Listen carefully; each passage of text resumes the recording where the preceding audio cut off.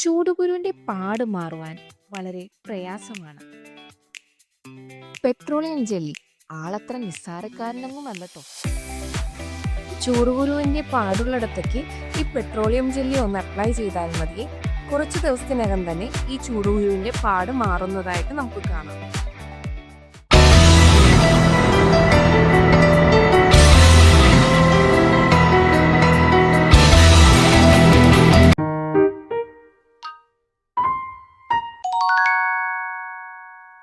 ഇതാണ് നമ്മുടെ ഉലുവ. ഇഡ്ഡലി മാവ് അരയ്ക്കുമ്പോൾ അല്പം ഉലുവ കൂടി ചേർത്ത് നോക്കൂ. രുചിയും വാസനയും ഗുണവും ഇഡ്ഡലിയുടെ കൂടുമട്ടോ. തീർച്ചയായിട്ടും നിങ്ങൾ ഇതൊന്ന് ട്രൈ ചെയ്ത് നോക്കണേ.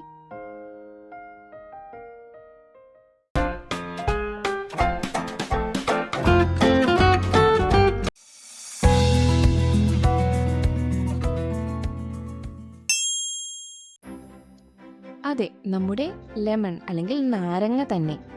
ഒരല്പം നാരങ്ങാ നീര് ഉരുളക്കിഴങ്ങ് വേവിക്കുന്ന സമയത്ത് ചേർത്താൽ എത്രയും പെട്ടെന്ന് തന്നെ ഉരുളക്കിഴങ്ങ് വെന്ത് കിട്ടുന്നതാണ് കേട്ടോ.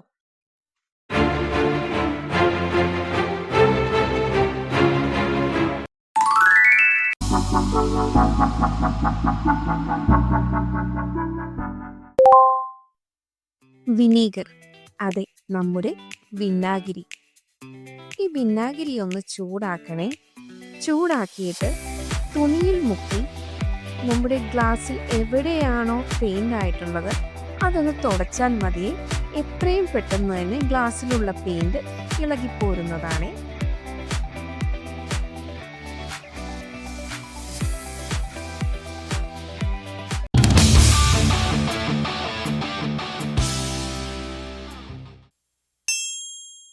അതെ, നമ്മുടെ ചെറുനാരങ്ങ.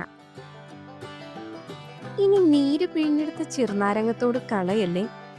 ആ തോട് കൊണ്ട് നമുക്ക് സ്റ്റീൽ പാത്രങ്ങൾ കഴുകിയാൽ വളരെ പെട്ടെന്ന് തന്നെ സ്റ്റീൽ പാത്രങ്ങൾ വെട്ടിത്തിളങ്ങും കേട്ടോ. നിങ്ങളൊന്ന് ട്രൈ ചെയ്ത് നോക്കിയിട്ട് തീർച്ചയായിട്ടും പറയണേ.